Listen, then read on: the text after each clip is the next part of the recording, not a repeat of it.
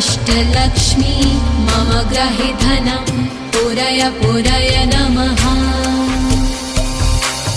ॐ ह्रीं श्रीं क्लीं श्रीं कुबेराय अष्टलक्ष्मी मम ग्रहे धनं पुरय पुरय नमः।